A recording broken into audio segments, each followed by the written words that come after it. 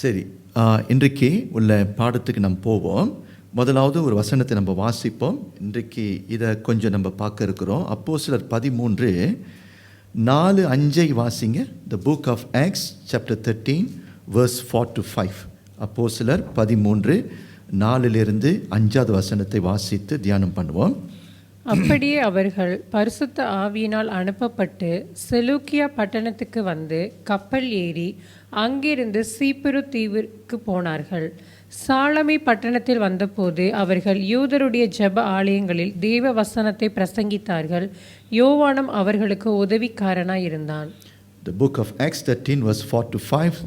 The two of them sent on their way by the Holy Spirit went down to Seleucia and sailed from there to Cyprus, where they arrived at Salamis.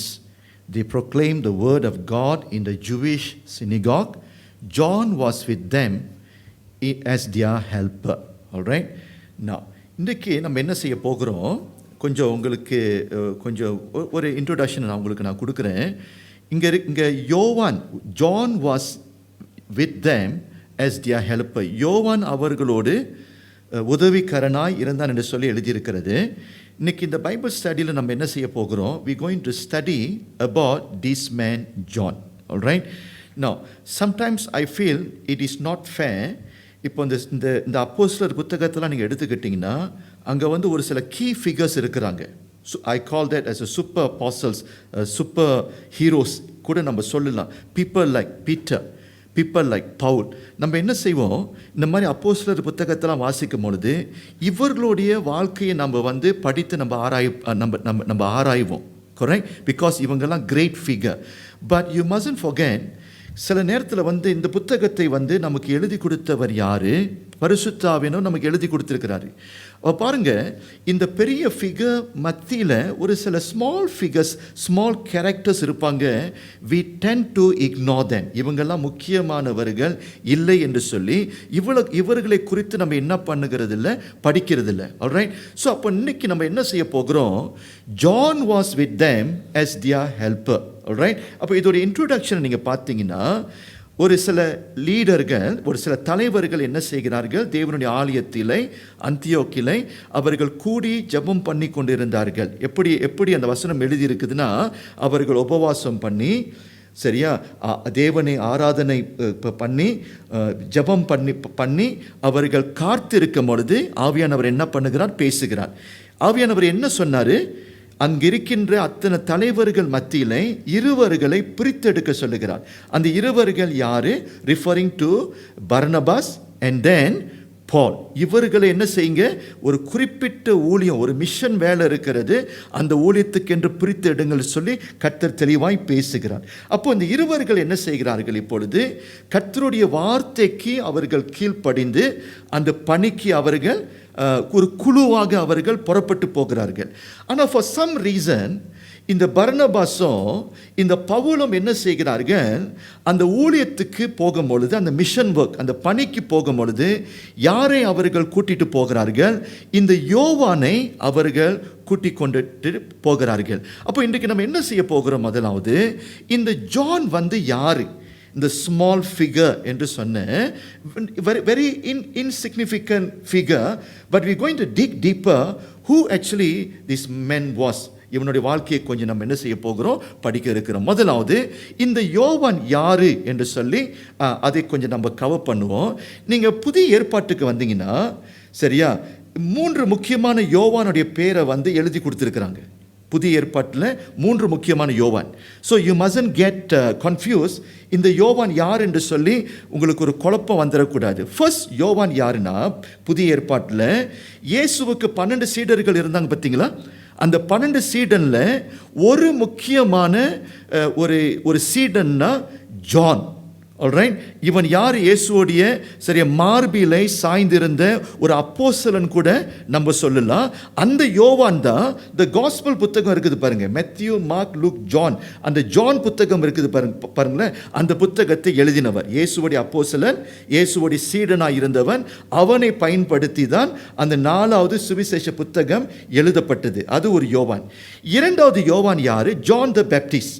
இந்த John த Baptist தான் என்ன பண்ணுனா இயேசு கிறிஸ்துவுக்கு சரியா ஞானஸ்தானத்தை கொடுத்த ஒரு யோவான் ஸ்தானகன் என்று சொல்லுவாங்க, இரண்டாவது யோவான். ஸோ இந்த ஜான் வந்து இயேசுவோடைய சீடனும் இல்லை, அந்த ஜான் த பேப்டிஸ்ட் சொன்ன பார்த்தீங்களா அவனும் இல்லை.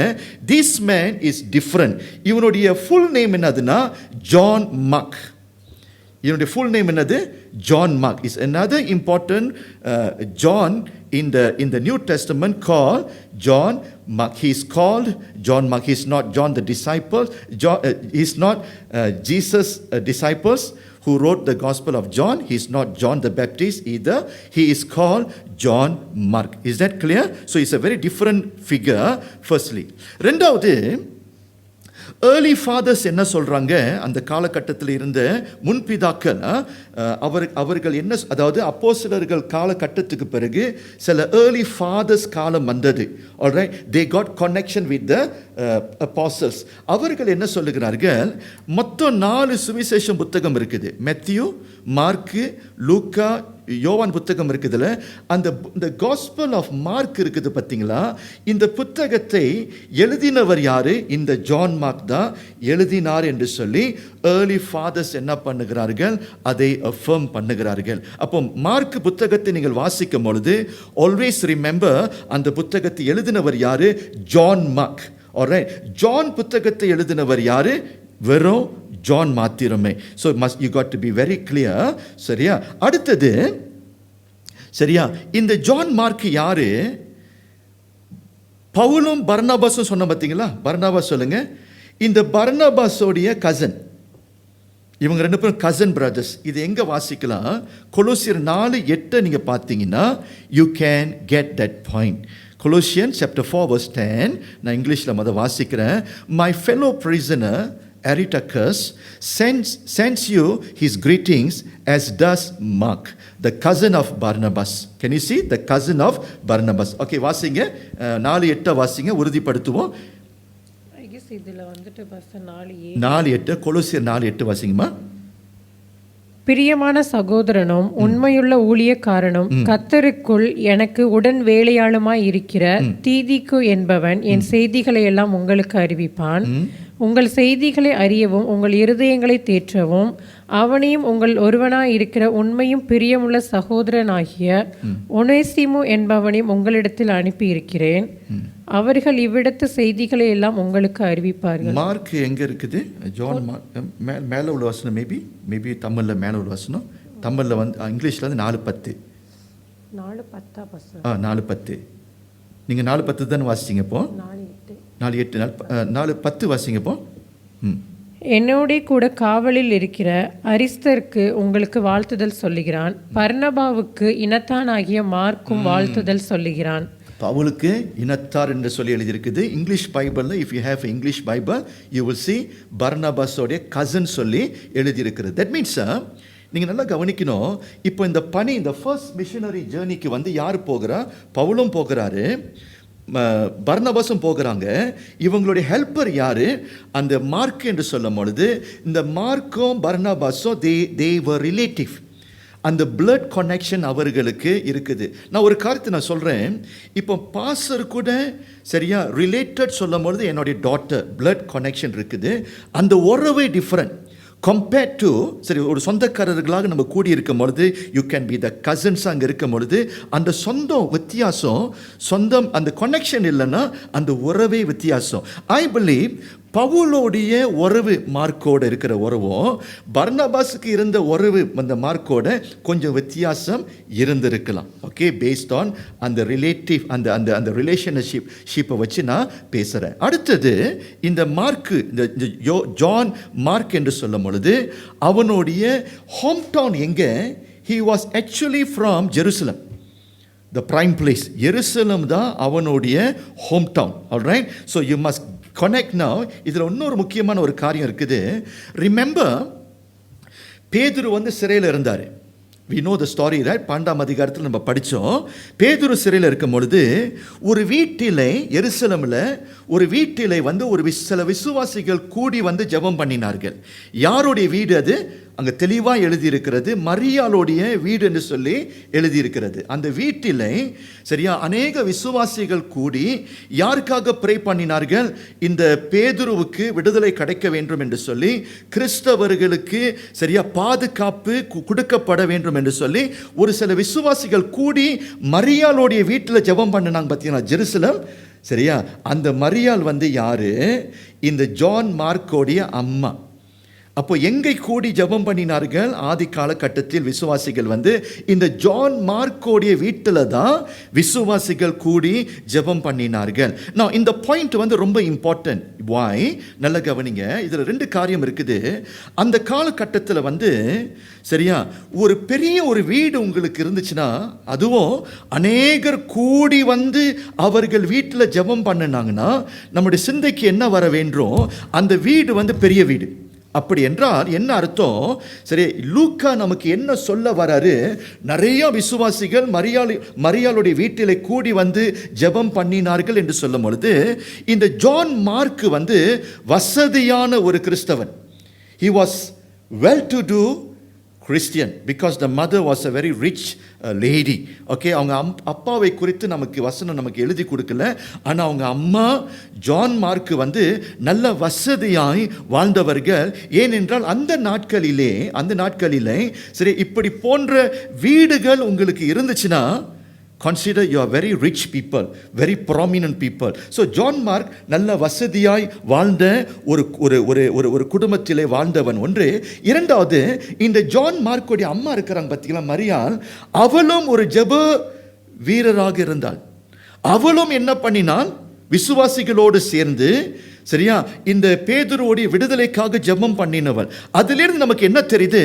ஜான் மார்க் நல்ல ஒரு பக்தியிலே சரியா வளர்ந்த ஒரு மகன், நல்ல ஒரு பக்தியிலே கர்த்தருக்குள் நல்ல ஒரு விசுவாச குடும்பத்திலே வளர்ந்த ஒரு மகன் என்று கூட சொல்லலாம் நம்ம. ஸோ இப்போ ஏறக்குறைய உங்களுக்கு இந்த ஜான் மார்க்கோடைய ஒரு ஹிஸ்டரி உங்களுக்கு இப்பொழுது பாஸ்டர் நான் ரிவீல் பண்ணியிருக்கிறேன். நான் இப்போ தொடர்ந்து இப்போ இவர்கள் என்ன செய்கிறார்கள்? ஊழியத்துக்கு போகிறார்கள். இப்போ வாசிங்க இன்னொரு முக்கியமான வசனம் 13 வாசிங்க. இதுதான் முக்கியமான பாயிண்ட் இருக்குது. 13 வாசிங்க. பின்பு பவுலும் அவனை சேர்ந்தவர்களும் பாப்போ பட்டணத்தை விட்டு கப்பல் ஏறி பிம்பிலியாவில் இருக்கும் பெர்கே பட்டணத்துக்கு வந்தார்கள். யோவான் அவர்களை விட்டு பிரிந்து எருசலேமுக்கு திரும்பி போனான். From Paphos, Acts 13 verse 13, from Paphos, Paul and his companions sailed to Perga in Pamphylia, where John left them to return to Jerusalem. Okay, இந்த மேப்பை நீங்கள் பாருங்க. Alright, I just want to show to you. எங்கே start பண்ணாங்க ஊழியத்தை? அந்தியோக்ல. We have studied that. From Antioch they traveled to Seleucia. இந்த பியரான்னு சொல்லி எழுதியிருக்குது பார்த்தீங்களா, port அங்கே தான் இருக்குது. The port. They went to the port. It's about 25 kilometers. போன பிறகு அங்கேருந்து அவர்கள் எங்கே வந்தார்கள்? குழுவினர்களாக எங்கே வந்தார்கள்?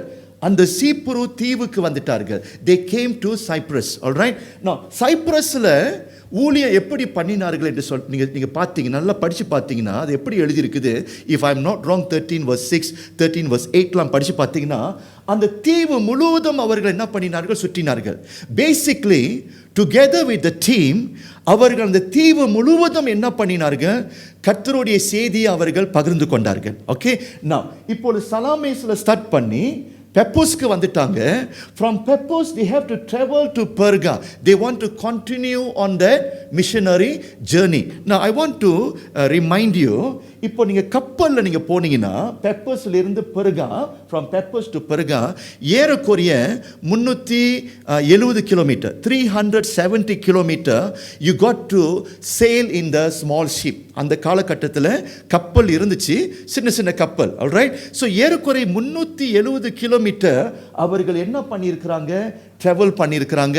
ஃபார் சம் ரீசன் பெர்காக்கு வந்த பிறகு இந்த ஜான் என்ன சொல்லுகிறார்? From Paphos, Paul and his companions sailed to Perga in Pamphylia, where John left them to return to Jerusalem. இந்த ஜான் மார்க் என்ன பண்ணிட்டாரு? இதற்கு மேலே ஊழியத்தை சேர்ந்து செய்ய முடியல. இதற்கு மேலே அவரால் என்ன பண்ண முடியல, சரியா? he not able to follow them, he not able to fulfill the mission given to the apostles. அவர் என்ன பண்ணிட்டாரு, பெர்கால இருந்து நேரா எங்க வந்துட்டாரு, சொந்த ஊர் ஜெருசலமுக்கு, ஹோம் டவுனுக்கு திரும்பினதை நாம் பார்க்கிறோம். ஆல்ரைட், now இன்னைக்கு இரண்டாவதாக நம்ம என்ன பார்க்க இருக்கிறோம், யோவான் யார் என்று சொல்லி படிச்சிட்டோம். என்னுடைய கேள்வி என்னதுன்னா, பாதிக்கு பாதி வந்தாச்சு, பாதிக்கு பாதி ஊழியம் பண்ணியாச்சு, நல்ல ஊழியம் பண்ணினார்கள். என்னுடைய கேள்வி, alright, why John Mark deserted Barnabas and Paul in Perga, Pamphylia? ஏன் பாதிக்கு பாதி வந்த பிறகு தொடர்ந்து பர்னபாஸோட தொடர்ந்து பவுலோட ஊழியத்தை செய்ய வேண்டும் என்று சொல்லி அவனுக்கு அந்த ஒரு வாஞ்சை இல்லை, சரியா? அவனுக்கு அப்படி போன்ற ஒரு பாரம் இல்லை. என்ன காரணம்? சொந்த நாட்டுக்கு ஊருக்கு அவன் திரும்பினான் என்று சொல்லி அதை தான் நம்ம படிக்க இருக்கிறோம். ஆல்ரைட், நான் ஏன் இந்த பாடம் நமக்கு ரொம்ப முக்கியம், நம்மளுடைய வாழ்க்கையிலையும் சில நேரத்தில் ஓட்டப்பந்தயத்தை நம்ம ஓடுகிறோம், அல்லது ஒரு போர், ஊழியம் என்று சொல்லும் பொழுது ஓட்டப்பந்தயமாக கூட பார்க்கலாம், ஊழியம்னு சொல்லும் பொழுது ஒரு போராக கூட பார்க்கலாம். ஏன் அநேகர் ஓடுகிறவர்கள், ஓட்டப்பந்தயத்தை ஓடிக்கொண்டு இருந்தவர்கள் பாதியிலேயே பின்மாற்றம் அடைகிறார்கள்? ஏன் அந்த போருக்கு போனவர்கள் ஏன் பாதியிலேயே இதற்கு பிறகு எங்களால் போர் செய்ய முடியாது என்று சொல்லி பாதியிலேயே அவர்கள் தங்களுடைய ஊழியத்தை நிறுத்திக் கொள்ளுகிறார்கள் என்று சொல்லி அதை நாம் படிக்க நாம் இருக்கிறோம். And I want this message to be a wake up call. Alright, நான் பாதிக்கு பாதி வந்துட்டாங்க, சொல்லுங்க, பாதிக்கு பாதி சொல்லுங்க. ஓகே, நம்மளுடைய சபையும் நான் நினைக்கிறேன் என்னுடைய லீடர்ஷிப் சொல்லும் பொழுது பாதிக்கு பாதி வந்துட்டோம். This year we're going to celebrate our 20th year. All right, I always I will be thinking about this. இன்னும் 20 வருஷம், இப்போ 51 வருஷம் பாஸ்டருக்கு வயது, இன்னொரு 20 வருஷம்னு சொல்லும் பொழுது okay, maybe probably I will reach about 70+. Okay, பாதிக்கு பாதி வந்துட்டோம். நான் என்ன பார்க்கிறேன், திருச்சபையில் அநேகர் இந்த ஜான் மார்க்கை போல பாதிக்கு பாதி வந்த பிறகு for some reason they have left the ministry. அதை நம்ம இன்றைக்கு தியானம் பண்ண இருக்கிறோம். Why John Mark deserted Barnabas and Paul in Perga, Pamphylia? சரி, ஒரு கேள்வி பாஸ்டர், உங்களுக்கு எப்படி தெரியும் இவன் பாதிக்கு பாதியிலேயே இவன் ஓடி போனான்னு சொல்லி எப்படி உங்களுக்கு தெரியும்? இதை உறுதிப்படுத்தணும். ஓகே, நான் நல்லா கவனிங்க. நீங்கள் 15ஆம் அதிகாரத்துக்கு வந்தீங்கன்னா ஒரு வாக்குவாதம் வருது, நீங்கள் படிச்சிருப்பீங்க. யாருக்கும் வாக்குவாதம் வருது? பவுலுக்கும் பர்னபாஸுக்கும் ஒரு வாக்குவாதம் வருது. ஏன்னா அந்த 15 by the time you reach chapter 15, in the first missionary journey அவங்க என்ன பண்ணிட்டாங்க, கம்ப்ளீட் பண்ணிட்டாங்க. So book of Acts chapter 15 இருக்குது பார்த்தீங்களா, they are about to start their second missionary journey. இது first missionary journey. 15 they going to start their second missionary journey. அப்போ அந்த second missionary ஜேர்னியில் பர்னபாஸ் என்ன சொல்றாரு, பவுலை பார்த்து, மறுபடியும் யாரும் கொண்டுட்டு போகலாம், ஜான் மார்க்கை கொண்டுட்டு போகலான்னு என்று சொல்லி எப்படியோ கண்டுபிடிச்சிட்டாங்க, ஜெருசலமில் எப்படியோ பார்த்துட்டாங்க. அப்போ அண்ணக்காரன் சொல்கிறான், என்னுடைய கசன் ஜான் மார்க்கை என்ன செய்வோம், ஊழியத்துக்கு மறுபடியும் கொண்டுட்டு போவோம் என்று சொல்லி பவுல் இடத்தில் என்ன பண்ணுறான், அந்த காரியத்தை சொல்கிறான். பவுல் சொல்கிறாரு, முடியவே முடியாதுன்னு சொல்கிறாரு. ஜான் மார்க்க ஊழியத்துக்கு இனிமேல் நம்ம 2வது பணிக்கு கொண்டுட்டு போகக்கூடாது என்று சொல்லி, சரியா, கடினமாக ஒரு வார்த்தையை பேசுகிறாரு. அந்த இடத்தில் ஒரு காரணத்தை சொல்லுகிறாரு. வாசிங்கள் இப்பொழுது 15ஆம் அதிகாரத்துக்கு வாங்கம்மா. வசனம் 36 வாசிங்க, 39 வரைக்கும். 36 39. சில நாளைக்கு பின்பு பவுல் பர்னபாவை நோக்கி, நாம் கர்த்தருடைய வசனத்தை அறிவித்திருக்கிற சகல பட்டணங்களிலும் உள்ள சகோதரர்கள் எப்படி இருக்கிறார்கள் என்று போய் பார்ப்போம் வாரும் என்றான். அப்பொழுது பர்னபா என்பவன் மார்க் என்னும் பேர் கொண்ட யோவானை கூட அழைத்து கொண்டு போக வேண்டும் என்றான். ஒரு கேள்வி நான் கேட்கிறேன், ஏன் பர்னபாஸ் மார்க்கை கொண்டுட்டு போகலாம் என்று சொல்லி ஆலோசனை கொடுக்கிறாரு? Try to connect the dots. Pastor help பண்ணுங்க. ஏன் பர்னபாஸ் மார்க்கை மறுபடியும் கொண்டுட்டு போகலாம் என்று சொல்லி ஒரு ஆலோசனை சொன்னார்? நான் என்ன சொன்ன அந்த அந்த உறவு இருக்குது, அந்த பிளட் ரிலேஷன்ஷிப் இருக்குது.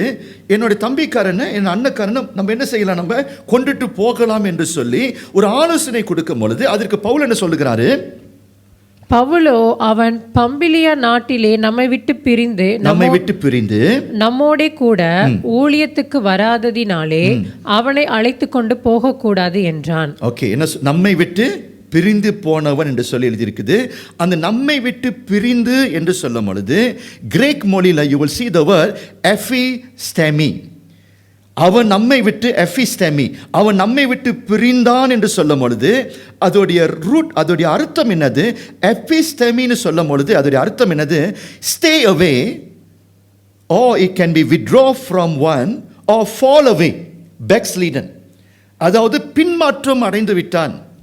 நம்ம எல்லோரும் ஊழியம் பண்ண இருந்தோம், கர்த்தருக்கென்று இந்த பணியில கர்த்தருக்கென்று இந்த வேலையை செய்யணும் என்று சொல்லி உற்சாகமாய் சரியா பாடுகள் மத்தியிலே கஷ்டத்தின் மத்தியிலே ஊழியம் செய்யணும் இருந்தோம்.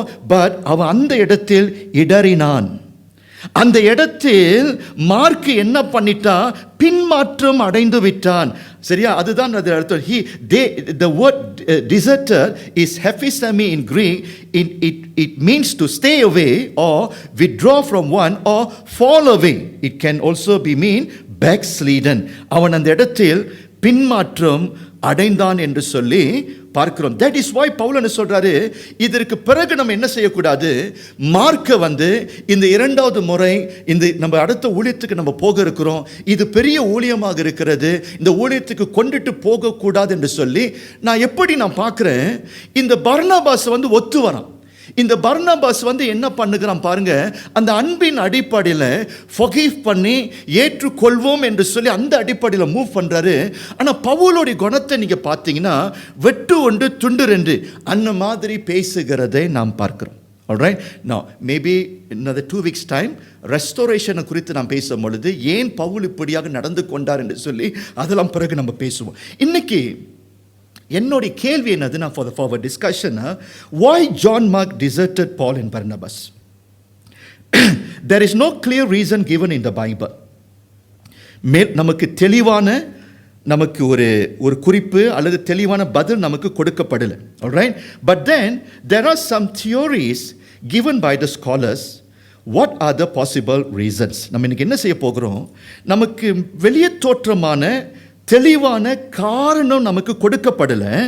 ஆனால் நீங்கள் பைபிளை கொஞ்சம் ஆராய்ந்து பார்த்தீங்கன்னா ஒரு சில தியோரியை நீங்கள் என்ன செய்யலாம், நீங்கள் பில்ட் பண்ணலாம். ஓகே, அப்போ இன்னைக்கு நான் சொல்லும் பொழுது ஓகே, நான் உங்களுக்கு ஒரு 3 ரீசன் நான் கொடுக்குறேன். சரியா, என்ன காரணமாக இருக்கலாம் என்று சொல்லி, இதற்காகத்தான் அவர் டிசர்ட் பண்ணினார் என்று சொல்லி கன்க்ளூட் பண்ணிடக்கூடாது. I am talking in the ground of assumption. இது இப்படியாக இருக்கலாம், அந்த அடிப்படையில் நான் பேசுகிறேன். ஆல்ரைட், நான் முதல் தியோரி என்னதுன்னா, ஸ்காலர்ஸ் என்ன சொல்லுகிறார்கள், அதாவது ஸ்காலர்ஸ் என்று சொல்லும் பொழுது இந்த பைபிளோடைய குருமார்கள் அவங்க என்ன சொல்றாங்க, ஏன் பர்னபாஸ், ஏன் அந்த ஜான் மார்க் பெர்கால பாதியிலேயே சொந்த ஊருக்கு போன முதல் காரணம் என்ன, எதுவாக இருக்கலாம் என்று சொல்லுகிறாங்க. Serving the Lord became too difficult for John Mark.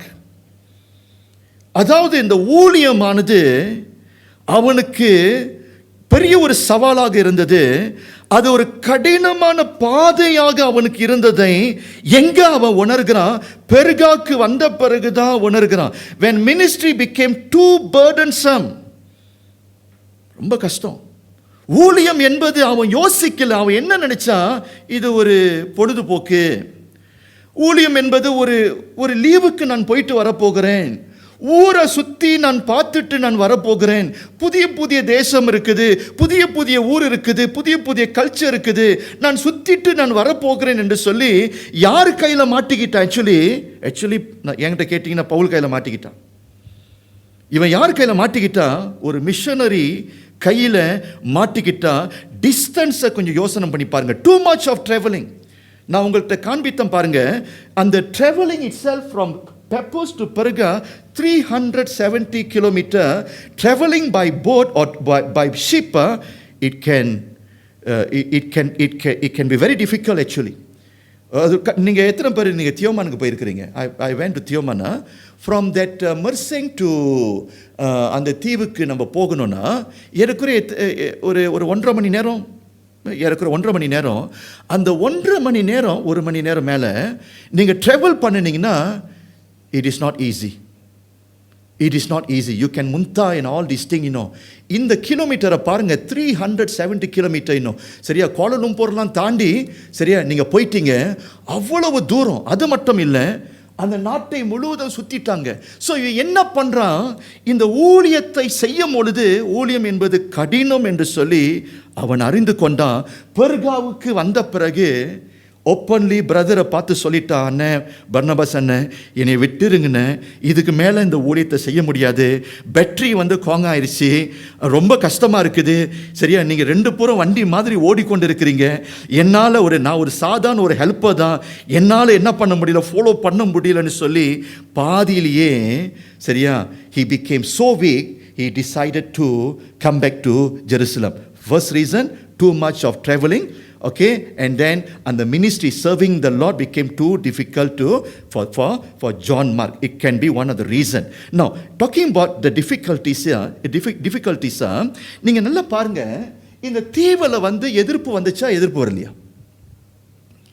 தீவுல அவர்கள் ஊழியம் பண்ணி கொண்டு இருக்கும்போது 2 வாரத்துக்கு முன்ன பார்த்தோம், யாரை எதிர்த்தா, இந்த லைமாஸ் இருக்கிறான் பாருங்க, அந்த குறி சொல்லுகிறவன் யாரை எதிர்த்து வந்தா, இந்த பவுலையும் பர்னபாஸையும் எதிர்த்து வருகிறான்.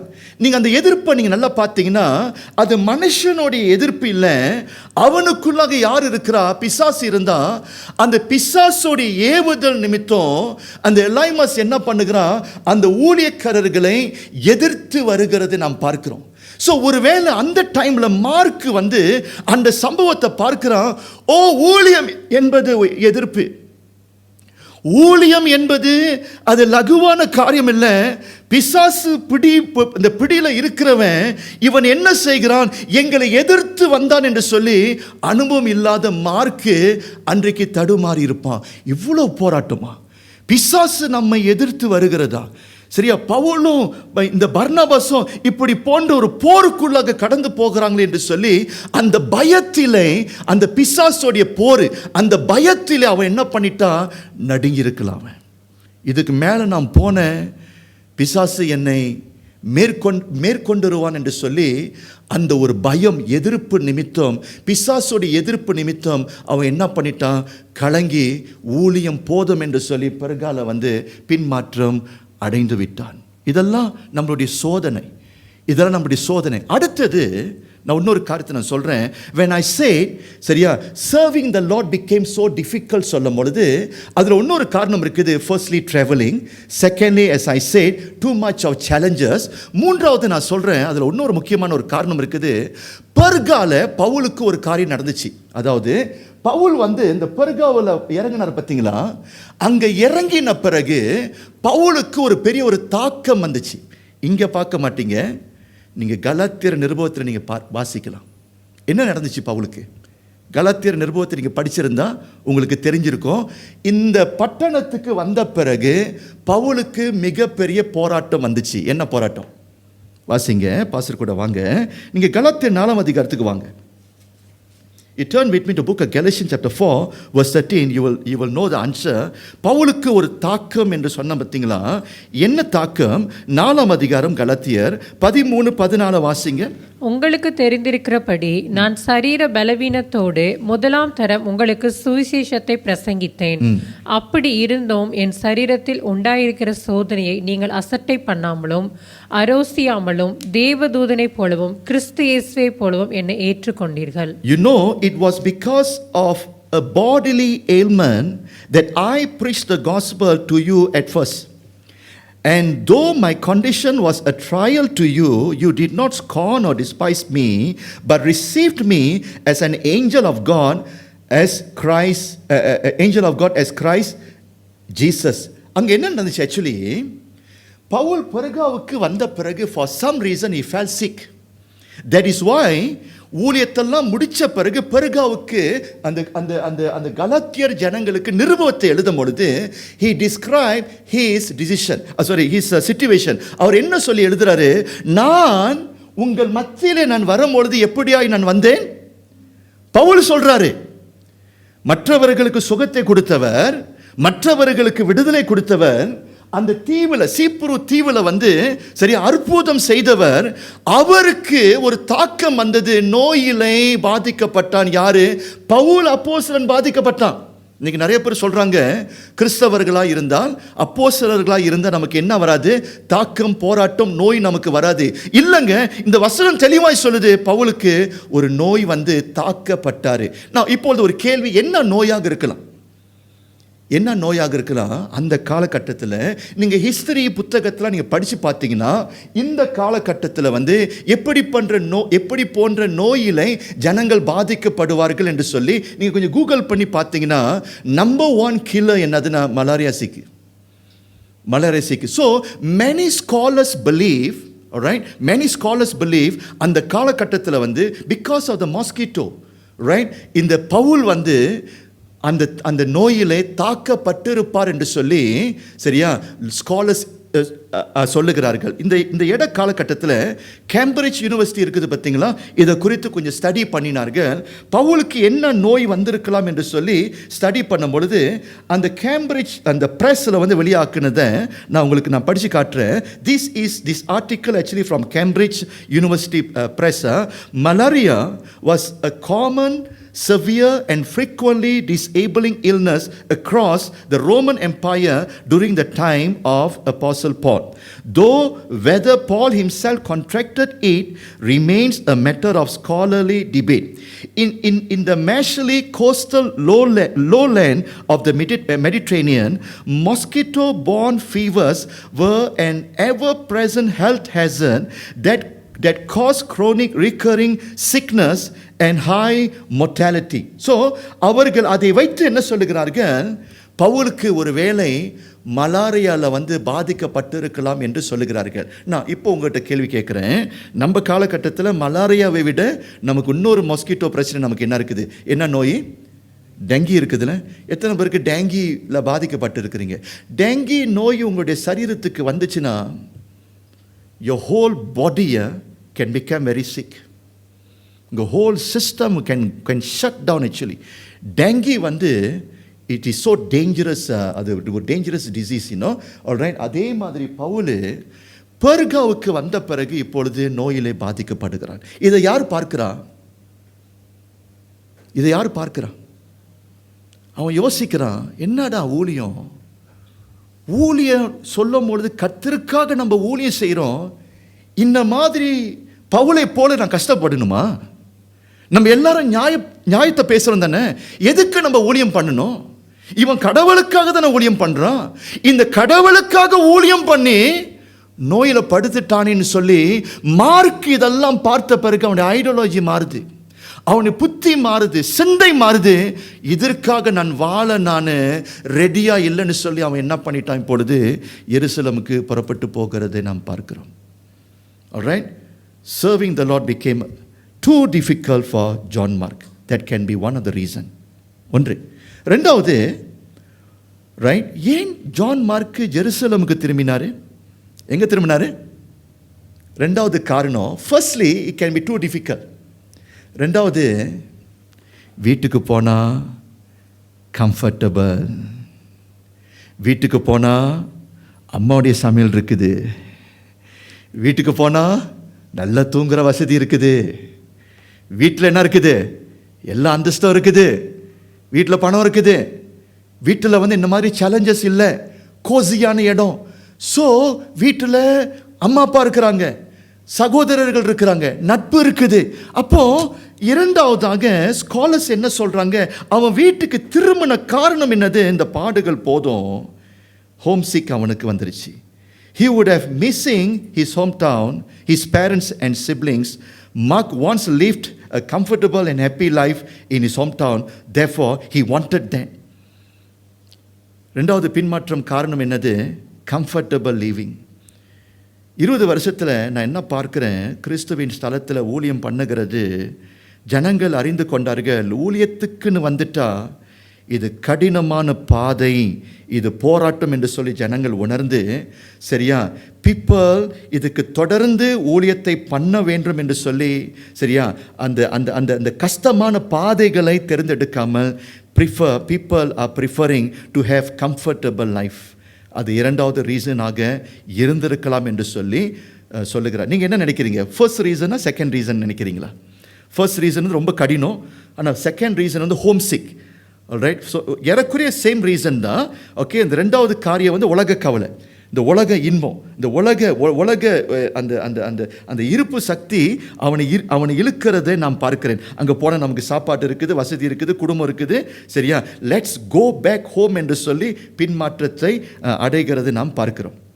ரெண்டாவது காரணம். ஓகே, மூன்றாவது ஸ்காலர்ஸ் என்ன சொல்கிறாங்க, ஏன் பிறகால அவன் வந்து மனம் மாறி அவன் திரும்பினானா? they said he disagreed with Paul. அது ஒரு காரணமாக இருக்கலாம். இதை ஸ்காலர்ஸ் சொல்கிறாங்க. Paul became more prominent than Barnabas, that is one, and probably he disagrees with Paul's teaching. அதாவது பவுல் வந்து இந்த தீவில் ஊழியம் பண்ணும் பொழுது எதுக்கு விரோதமாய் பேசுகிறாருன்னா, நீங்கள் நல்லா பார்த்தீங்கன்னா அந்த தீவில் வந்து நிறைய யூதர்கள் இருக்கிறாங்க. இப்போ பவுல் வந்து சுவிசேஷத்தை பேசும் பொழுது மோசையோடைய நியாயப்பிரமாணத்துக்கு விரோதமாகவே பேசுகிறாரு.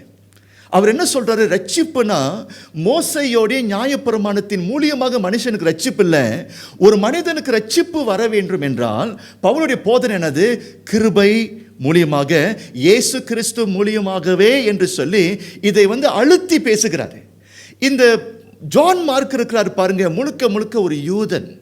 அப்போ ஒரு யூதனாக இருக்கும் பொழுது யூதனுடைய கலாச்சாரம், யூதனுடைய மதத்தை குறித்து விரோதமாக பேசும் பொழுது சில ஸ்காலர்ஸ் என்ன சொல்றாங்க?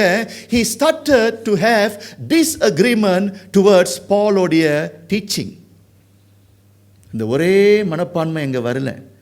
நீங்க படிச்சு கொடுக்கறதெல்லாம் எனக்கு தப்பா தெரியுது, நீங்கள் எல்லாம் தவறாக படித்து கொடுக்குறீங்க. மோசைக்கு கர்த்தர் கட்டளை கொடுத்தாரு, அந்த கட்டளை வந்து இப்பொழுது தேவை இல்லைன்னு சொல்கிறீங்க, இது தவறான போதனை என்று சொல்லி என்ன வந்துருச்சு? ஒரு கருத்து வேறுபாடு வந்துருச்சு. கருத்து வேறுபாடு ரொம்ப ஆபத்து. பாஸ்டரோடு ஒத்து வரலன்னா, ஒரு தலைவன் இன்னொரு தலைவனோடு ஒத்து வரலன்னா கருத்து வேறுபாடு வந்துருச்சு. that is a time of separation. Time of separation. இவன் என்ன பண்ணுறான்? இயேசு இயேசு இயேசு மட்டும் தான் பேசுகிறான், சரியா. இந்த இந்த இந்த இந்த இந்த கிருபையை குறித்து அதிகமாக பேசுகிறாரு. இயேசுவை ஏற்றுக்கொண்டால் போதும், நீங்கள் ரட்சிக்கப்படுவீர்கள் என்று பேசுகிறாரு. ஆனால் எதை அழுத்தி பேசல? நியாயப்பிரமாணத்தை குறித்து அழுத்தி பேசலன்னு சொல்லி இந்த மார்க்கோடைய சிந்தனைக்கு என்ன வந்துருச்சு? இவர் தவறான போதனையை போதிக்கிறாரோ என்று சொல்லி அந்த கடுப்பில் என்ன பண்ணிட்டாரு? பின்மாற்றம் அடைந்து இதுக்கு பிறகு இவனோடு என்னால் ஃபாலோ பண்ண முடியாதுன்னு சொல்லி he came back to Jerusalem. இது மூன்று காரியம். which is which? எது நினைக்கிறீங்க நீங்கள்? ஆனால் இந்த மூன்று காரியத்துக்கு நல்ல ஒரு ஆதாரங்கள் இருக்குது. நீங்கள் ஸ்காலர்ஸோடைய இதெல்லாம் நீங்கள் படித்து பார்த்தீங்கன்னா இந்த மூன்று காரியத்துக்கும் நல்ல அழுத்தமான, சரியா, அந்த கருத்தை அவர்கள் நமக்கு எழுதி கொடுத்துருக்குறாங்க. மூன்றும் உண்மையாக இருக்கலாம். It can be A, it can be B, it can be C, சரியா. Firstly too much of trouble, too difficult first. ரெண்டாவது கம்ஃபர்டபுள் லைஃப், எனக்கு அந்த சுகமான ஒரு வாழ்க்கை எனக்கு வேண்டும் என்று சொல்லி, வசதியான ஒரு வாழ்க்கை வேண்டும் என்று சொல்லி பின்மாற்றம். மூன்றாவது கருத்து போராட்டம். நம்ம சபையில் என்ன பிரச்சனை இருக்கு நினைக்கிறீங்க? What you all think? நிறைய பேர்த்தோடைய பேட்டரி மங்கி போயிடுச்சு. 20 வருஷத்தில் நான் பார்க்குறேன். என்ன பிரச்சனைன்னு நினைக்கிறீங்க நீங்கள்? ஒன்று ஏயாக இருக்கலாம், ஒரு சிலருடைய பிரச்சனை வந்து பி ஆக இருக்கலாம், ஒரு சிலருடைய பிரச்சனை வந்து சி ஆக இருக்கலாம். ஓகே, அது எல்லாம் ஆப்ஷனல். ஐ வுடன்ட் சே இதுதான் பிரச்சனைன்னு சொல்ல முடியாது. இந்த மூன்றில் ஒரு காரணமாக இருக்கலாம். ஓகே, சில பேர் பின்மாற்றம் அடைஞ்சு போனார்கள். என்ன காரணம்? இந்த மூணில் வந்து ஏதாவது ஒரு கருத்து. பாஸ்டருடைய போதனை எங்களுக்கு தப்பாக தெரியுது, we decided to leave the church.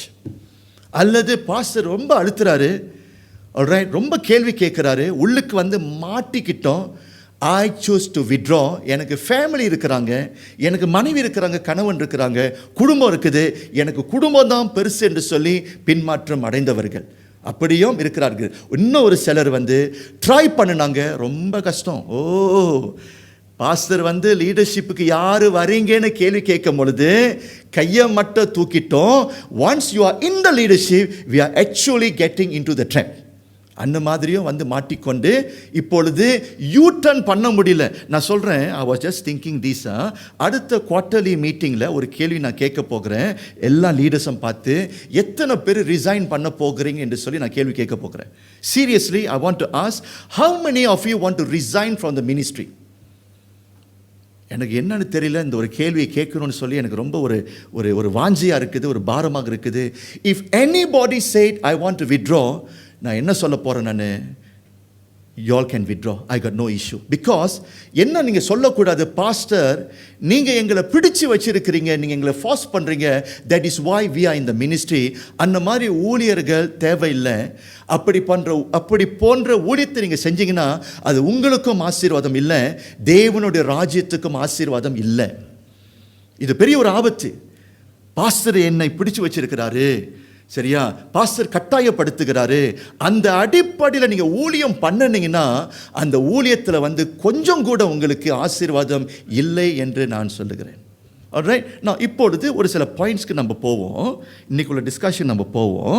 Alright, why Paul went through the same tough journey but not John Mark?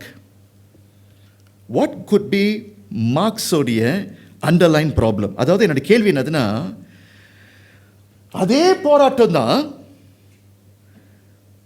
இந்த பவுலுக்கும் குடும்பம் இருந்துச்சு, பவுலுக்கும் சோதனை வந்துச்சு, இவனும் கிறிஸ்தவன் பவுலும் கிறிஸ்தவன் தான், ஒரே இயேசுவை வணங்கி கொண்டிருக்கிறார்கள்.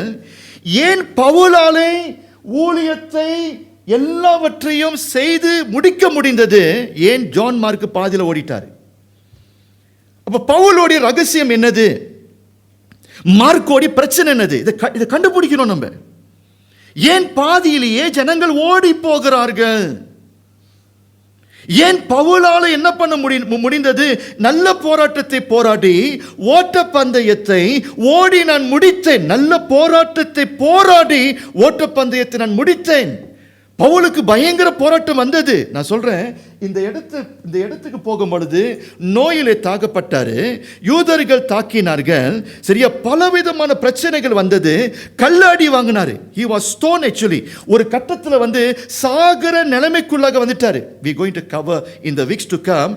இந்த மாதிரி போராட்டம் வந்தாலும் பவுல் என்ன செய்யல, நோய் வரலாம், எனக்கு பிரச்சனை வரலாம், சரியா, எனக்கு எல்லா தாக்கங்களும் வந்தாலும் இந்த ஊழியத்தை நான் விட்டுவிட மாட்டேன்னு சொல்லி சவாலோடு ஓடி நான் பவுலு. யாரும் ஓட முடியல, மார்க்கு ஓடி முடிக்க முடியல. அப்போ இந்த பவுலுக்கும் மார்க்குக்கும் என்ன வித்தியாசம்? பவுலுக்கும் மார்க்குக்கும் என்ன வித்தியாசம்? இதை கண்டுபிடிக்கணும். இதை நீங்கள் கண்டுபிடிச்சிட்டிங்கன்னா ஏறக்குறைய உங்களை நீங்கள் அனலைஸ் பண்ணலாம், எந்த இடத்துல நம்ம கோட்டை விட்டுட்டோன்னு சொல்லிட்டு. It is very important. நான் ஒரு காரியத்தை நான் கட்டாயமாக நான் சொல்கிறேன், இதுக்கு பிறகு இதை நீங்கள் சரியாக அண்டர்ஸ்டாண்ட் பண்ணலை, சபையில் இருக்கின்ற ஊழியர்கள், I'm talking about the leaders, உங்களுடைய பணியை நீங்கள் உருப்படியாக நீங்கள் செய்யவே முடியாது. நீங்கள் பார்த்துட்டு நீங்கள் ஓடிடுவீங்க. ஆனால் ஏதாவது சாக்கு சொல்லி நீங்கள் ஓடுவீங்க. நீங்கள் சாக்கு சொல்லி நீங்கள் ஓடுவீங்க, ஏதாவது ஒரு சாக்கு, ஒரு மேனிப்புலேட் பண்ணிட்டு நீங்கள் ஓடிடுவீங்க. பிகாஸ் அந்த உண்மையான அந்த காரணத்துக்கு ஜனங்கள் வரமாட்டார்கள். ஸோ அடிப்படையான பிரச்சனை என்னதுன்னு சொல்லிட்டு இந்த பவுலை வச்சு மார்க்கை வச்சு நம்ம பார்க்கலாம். ஃபர்ஸ்ட்லி, ஏன் மார்க் பாதியிலேயே ஓடினார்னா, மார்க் வாஸ் ஸ்டில் இம்மச்சுவரிட்டி, குழந்தை. பவுலோடைய வளர்ச்சி வேறங்க, பர்னபாஸோடைய வளர்ச்சி வேற. பவுலுக்கு இருந்த உறவு, கர்த்தரோடு இருந்த உறவு, பவுலுடைய விசுவாச வாழ்க்கை, பவுலுடைய வளர்ச்சி வேற, மார்க்கோடைய வளர்ச்சி வேற. இப்போ உங்களுக்கு புரியுதா ஏன் ஜனங்கள் பாதியிலே ஓடுகிறார்கள்? வளர்ச்சி இல்லாதவர்கள் பணியிலை மாட்டிக்கிட்டாங்கன்னா பாதியிலே ஓடிடுவார்கள். இப்போ உங்களை பார்த்து நான் ஒரு கேள்வி நான் கேட்குறேன், பவுலுக்கும் பர்னபாஸுக்கும் தெரியுமா தெரியாத இவன் இம்மச்சுவன்? நீங்கள் சொல்லுங்கள். அப்படி போன்ற பவுலுக்கும் பர்னாபாஸுக்கும் இவ குழந்தை ஸ்தானத்தில் இருக்கிறாரு என்று சொல்லி தெரியுமா, தெரிஞ்சிருக்காதா? தெரிஞ்சிருக்கும். அப்போ ஏன் கொண்டுட்டு போனாரு? கற்றுக் கொடுக்க. ஒரு மாணவனாக நீ என்ன செய்யணும்? நீ இம்மச்சுவட்டாக இருக்கிற, நீ முதல் வகுப்பில் இருக்கிற, in order for you to grow, ஒரு சீனியர் ஃபிகரோடு நீ என்ன செய்யணும்? நீ ஃப்ளோ பண்ணும் பொழுது, எங்கள் கூட நீ பழகும் பொழுது நிறைய காரியத்தை கற்று அறிந்து ஒரு காலகட்டத்தில் நீ என்ன பண்ணலாம்? தனிப்பட்ட வகையில் பெரிய ஊழியத்தை நீ செய்யலாம். ரைட்? நான் என்ன ஆயிடுச்சு, ஒரு சிலர் கற்று அறிவார்கள், ஒரு சிலர் என்ன செய்வார்கள்?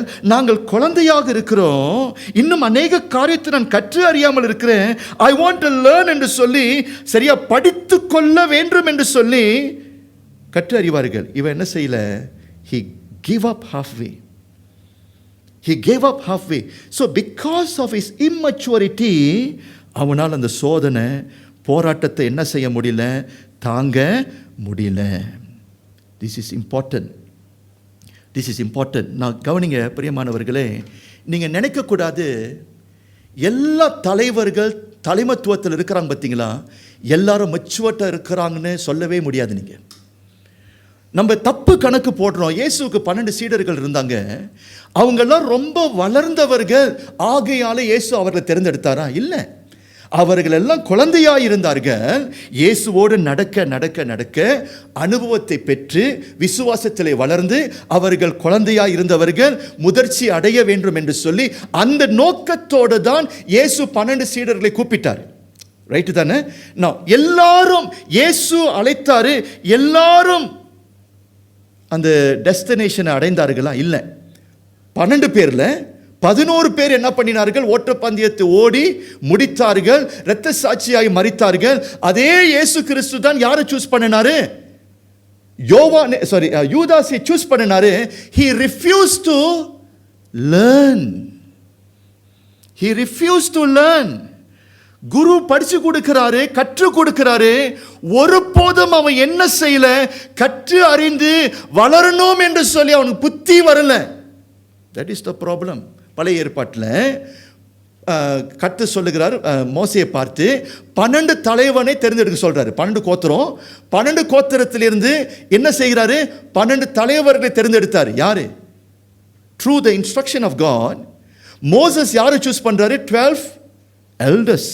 கேள்வி நான் கேட்கிறேன், 12 பேரும் மோசை கூட நடந்தாங்க, 12 பேரும் ஊழியத்தின் அந்த அனுபவத்துக்குள்ளாய் போனார்கள், 12 பேரும் அற்புதத்தை பார்த்தாங்க, 12 பேரும் நிறைய நன்மைகளை பார்த்தாங்க. ரைட்டு தானே? ஒரே ஒரு கேள்வி, 12 பேர்ல எத்தனை பேர் வளர்ந்தாங்க, எத்தனை பேர் வளரல? 2 வளர்ந்தார்கள். யாரு? கேலப்பும் யோசுவாவும் விசுவாசத்திலே வளர்ந்தார்கள். They refused to remain in that baby level. We want to grow. படித்துக் கொள்ள வேண்டும், படிக்க வேண்டும். இன்னும் அறியாம இருக்கிறேன், I want to learn. அந்த ஒரு டர்ஸ்ட் அவங்களுக்கு இருந்துச்சு, வளர்ந்தார்கள். மோசேக்கு இருந்த விசுவாசம் யாருக்கு இருந்துச்சு? இந்த 2 இருந்தது. நான் ஒன்னு சொல்றேன், மோசேயோட விசுவாசத்தை பார்க்கிலும் இவர்களுக்கு இருந்த விசுவாசம் சிறந்த விசுவாசம். Because they grew, they were immature, they were in the same level. ஆனால் அந்த மோசேயோடு அந்த ஜர்னி பண்ணும் பொழுது கற்று அறிந்தார்கள். மாணவர்கள் கற்று அறிந்து ஒரு சாதனைக்குள்ளாய் அவர்கள் இருந்தார்கள். அவர்கள் 2 அந்த பாலும் தேனும் ஓடுகிற தேசத்துக்குள்ளாய் போனார்கள். இன்னும் 10 பேர் இலக்கையை அடையலை. நான் ஒன்று சொல்கிறேன், பழைய ஏற்பாட்டில் ஒரு சிலர் இலக்கையை அடையலை, புதிய ஏற்பாட்டில் ஒரு சிலர் இலக்கையை அடையலை. இன்னைக்கு நம்மளுடைய சபையிலையும் சரியா குழந்தை ஸ்தானத்திலேயே இருக்கிறோம். பார்த்தீங்களா? நீங்க பாஸ்டர், நீங்க போதீங்க, நீங்க கற்றுக் கொடுங்க, we are not going to hear anything. நாங்க கற்று அறிய மாட்டோம். நாங்கள் இப்படி தான் இருப்போம், எங்களுக்குன்னு ஒரு வழி இருக்குது, எங்களுக்குன்னு ஒரு சில போதனை இருக்குது, இது பிரகாரம் தான் வாழுவோன்னு சொன்னோம் என்றால் நீங்க கடைசி வரைக்கும் குழந்தையாக தான் இருப்பீங்க. இந்த சபையில் நான் பார்த்துருக்கிறேன், ஒரு சில நன்றாய் வளர்ந்தவர்கள், குழந்தை ஸ்தானத்தில் இருந்து நன்றாய் வளர்ந்தவர்கள் இன்னைக்கு சாட்சி உள்ளவர்களாய் இந்த சபையில் இருக்கிறது நான் பார்த்திருக்கிறேன். Because you have learn, you willing to learn, and because of that willingness God will bless you. Immaturity if you are immature, நீ குழந்தையாக இருந்தீங்கன்னா பாதியில் நீங்கள் என்ன பண்ணிடுவீங்க, பின்மாற்றம் அடைஞ்சிருவீங்க. அப்போ நம்ம சர்ச்சில் லீடர்ஷிப்லேருந்து வெளியே வந்தாங்க பார்த்தீங்களா, பாஸ்டருடைய மனைவி, பாஸ்டருடைய குழந்தை, அது பிரச்சனை இல்லை. இது என்ன காரணம்? they want to remain as a baby. That is why நம்ம சர்ச் வாசல்லே போட்டிருக்கிறோம், grow in the grace and in the knowledge of the Lord. சபையில் நம்ம என்ன பண்ணணும்? தேவனை அறிகிற அறிவிலையும் கிருபையிலும் என்ன செய்ய வேண்டும்? வளர வேண்டும். இன்றைக்கி எவ்வளோ நம்ம பைபிளை நம்ம வாசிக்கிறோம், எப்படி படித்து நம்ம கற்று அறிகிறோம். பிரியமானவர்களே, அதிலே உங்களுடைய வாஞ்சை இருந்துச்சுன்னா நீங்கள் நன்றாய் வளருவீர்கள். நன்றாய் மார்க்கு பாதியிலே போயிட்டாரு. First reason, okay, because of the immaturity. When you are immature you will run half way. ரெண்டாவது, Mark is not fully tied to self and to the world. He is more devoted to his family and to the comfort of the world compared to the Lord. அதாவது Mark இப்போ பாருங்கள், பவுல் சொல்கிறாரு, இனி வாழ்வது நான் அல்ல, கிறிஸ்துவே எனக்குள் ஜீவிக்கிறார் சொல்கிறார். பற்றி அப்படின்னா என்ன அர்த்தம்? பவுல் சொல்கிறார், இந்த உலகத்துக்கு நான் மரித்து விட்டேன். I have died to the world. இந்த உலக இன்பம், இந்த உலக ஆசைகள், இந்த உலக ஆசீர்வாதம், இவைகள் எல்லாவற்றையும் விட எனக்கு யாரு ஜீவன்? கிறிஸ்து தான் என்னுடைய ஜீவன். ஐயா, அந்த ஒரு சிச்சுவேஷனுக்கு நீங்க வரல, பெரிய ஒரு ஆபத்து. அல்லது நீங்க ஜெருசலேமுக்கு நீங்க ஓடி போயிருவீங்க. ஏன் ஜெருசலேமுக்கு போகிறான்? அங்க இன்பமான காரியங்கள் காத்து கொண்டு இருக்கிறது, இன்பமான சரியா உறவு எனக்கு காத்து கொண்டு இருக்குது, ஒரு சொவசான ஒரு வாழ்க்கை எனக்கு காத்து கொண்டு இருக்குது, நல்ல சாப்பாடு இருக்குது, நல்ல வசதி இருக்குது. என்ன அந்த இயேசுவுக்காக நான் சாகணுமா? என்னுடைய குரு மலேரியா சீக்கிரம் அவர் பாதிக்கப்பட்டு கொண்டிருக்கிறாரு, இந்த இயேசு வேண்டாம் என்று சொல்லி அவன் இன்னும் சுயத்திலே அவன் வாழ்ந்து கொண்டிருக்கிறான். இது பெரிய ஒரு ஆபத்து. ஐயா, நான் கேட்குறேன், இன்னைக்கு நம்ம மறிச்சிட்டுமா? இன்னைக்கு நம்மளால சொல்ல முடியுமா? பவுல் சொல்றாரு, இனி வாழ்வது நான் அல்ல, கிறிஸ்து எனக்குள்ளாக வாழுகிறார் என்று சொல்லி நம்மளால சொல்ல முடியுமா? சொல்ல முடியாது. ஒரு சின்ன ஒரு பிரச்சனை வந்துருச்சுன்னா, சின்ன ஒரு காரியத்தை நான் திட்டி ஏசுறேன், ஒரு பாஸ்டர் ஏசுறாரு, நீ ஊழியத்தை விட்டுட்டு நீ ஓடி போகிறன்னா உனக்கு எவ்வளோ ரோஷம் இருக்குது, உனக்கு எவ்வளோ ரோஷம் இருக்குது. You never tie to your self. You never tie to your self. That means you are very much alive. நீ இன்னும் ஜீவிக்கிற. பவுல் சொல்றார், இனி ஜீவிப்பது நான் அல்ல, கிறிஸ்து எனக்குள்ளாய் ஜீவிக்கிறார். நம்ம மறந்து போயிட்டோம். ஊழியம் என்பது சரியா, அதோடைய உள் காரணத்தை நம்ம மறந்து போயிட்டோம். நான் சொல்றேன், ஊழியத்தில் இயேசு கிறிஸ்துவை விட நீங்க மற்ற காரியத்தை, உறவு, சொந்த பந்தம் இதெல்லாம் நீங்க வச்சிட்டீங்கன்னா நீங்க ஊழியத்தை செய்கிறதுல லாய்க்கு இல்லை. பாஸ்டர் என்ன பண்றது, எங்க ஹஸ்பண்ட், எங்க ஒய்ஃபு, எங்க பிள்ளைங்க நிமித்தம் பாஸ்டர் எங்களால் ஊழியம் பண்ண முடியாது என்று சொல்லி நிறைய பேர் ஓடி போயிருக்கிறாங்க. நீங்கள் லைக் இல்லை, நீங்கள் இந்த இடத்துல நீங்கள் இருக்கவே கூடாது. எனக்கு என் பிள்ளைங்க தான் முக்கியம், என் குடும்பம் தான் முக்கியம். நான் சொல்கிறேன், பைபிள் டீச் பண்ணல குடும்பத்தை விட்டுறணும், சரியா, கணவனை நேசிக்கக்கூடாது, மனைவியை நேசிக்கக்கூடாது சொல்லி பைபிள் நமக்கு டீச் பண்ணல. பட் உங்களுடைய பொசிஷன் இருக்குது பார்த்தீங்களா, கிறிஸ்துவை விட மேலே நீங்கள் என்ன பண்ணக்கூடாது, வேறு உறவு நீங்கள் வைக்கக்கூடாது. எப்பொழுது வேறு உறவு நீங்கள் வைக்கிறீங்களோ, இந்த மாதிரி டைம் ஆஃப் ட்ரபிளில் மார்க்கை போல் நீங்கள் என்ன பண்ணிடுவீங்க, பின்மாற்றத்தை நீங்கள் அடைஞ்சிருவீங்க. we listen to what Jesus had to say. இயேசு ஒரு வார்த்தையை சொல்கிறாரு, நல்லா கவனிங்க, உங்களை சிந்திக்க வைக்கிற. மத்தியு 16க்கு வாங்க. Matthew chapter 16 verse 24 வாசிங்கம்மா. மத்தியு 16 வசனம் 24 வாசிங்க, 24 25 வாசிங்க.